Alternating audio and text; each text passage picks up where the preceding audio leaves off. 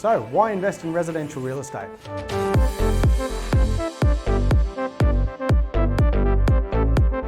Have you ever asked your parents or your grandparents how much they paid for real estate? You'll often get a very funny answer. It might be $60,000 or $80,000.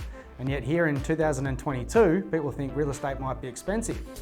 Well, I can tell you, if you spent $500,000 on residential real estate in the last 12 months, you probably made upwards of $150,000. Obviously, the national market grew by 20%, so $500,000 would be $100,000. If you spend a little bit more, $550,000, you're at $150,000. That's more than double some people's wages. So people trust something they can keep. And traditionally in Australia, residential real estate has outperformed so many different asset classes, and it's been a safe investment. When you compare shares and real estate, they both have pros and cons. I'll use an example of the shares when you're in retirement. If you're relying on the share market for your cash flow, we all know that the share market's up and down. So that can affect your cash flow in a big way. If you're approaching retirement and you've got a lot of your money tied up in shares through your superannuation or in cash through the share market, and we have another GFC, 30% of your cash could be knocked out overnight, and you might not have enough time in market to recoup that. Something we like about real estate, even through things like the pandemics, real estate has still been a very, very successful asset. We've only seen small drops when we have seen any drops at all. For that reason, a lot of Australians trust their money in real estate. So here at Reventon, whilst we deal in a lot of different investment classes, residential real estate is one that resonates with a lot of Australians. They love the fact that we can get into a property around the 500 to 550 mark, and they're getting positive cash flow from day one. The other thing that works very well in residential real estate is that we can leverage off it. So we buy it at this price, by the time it gets to this price, we can access that equity and we can go again. There's the ability to be able to replicate that success. Over the last 3 years, our clients have exceeded over 30% growth. Now what that's allowed our clients to do is go from 1 property, 2 property, 3 property in a lot faster fashion. That's very, very difficult to do when you're looking at other asset classes like shares, a lot harder to leverage off.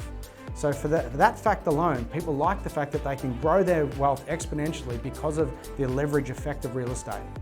So the great Australian dream, go out and buy that dream home, but then you spend 30 years paying it off. That doesn't work for everybody. It certainly doesn't work for me. What a lot of Australians have started to do is become rent investors. The worst debt that you can have is your own home. It's called bad debt. Investment debt is good debt, tax deductible debt, debt that other people help you pay off.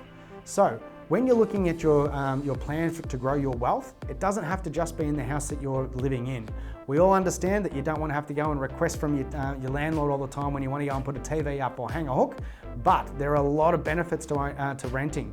We can live where we want and we can invest where we should. Right now, we've got a lot of clients that have done that model, that have bought properties, even when they've owned their own home, they've still invested outside of that as well. And after 4 or 5 years, the growth that they've had in those properties, we're now selling down and we're using that to pay off their owner-occupied debt, that bad debt, the one that takes you 30 years to pay off. Once they've paid that off, we can then leverage off that property again, their owner-occupied one, with investment debt, so they can re-enter the market with maybe 1 or 2 properties, but it's all tax-effective debt. This is a strategy that has seen our clients pay off their homes in as little as 7 years. So the topic of LMI comes up quite often. LMI means lender's mortgage insurance. If you've only got, say, a $50,000 deposit, that's only a 10% deposit on a $500,000 property. Now, if you wanted to get into the market with just that $50,000, you would have to pay lender's mortgage insurance. Now, why would I want to do that? Well, on an investment, that lender's mortgage insurance is actually tax deductible, okay? It's not on your own home. But I will pay lender's mortgage insurance on nearly all of my investments, because the difference between me going from a 10% deposit to a 20% deposit, which is $50,000 or $100,000, it takes me a long time to save up that extra 50. Not only that, I'm paying tax on every one of those dollars as well. So it's not tax effective to sit there and wait. I would rather pay $10,000, $12,000 to get into the market today, knowing that within the next 12 months, that property should go up at least that $10,000 to $12,000, and it allows me to own more real estate much faster. LMI is your friend as an investor.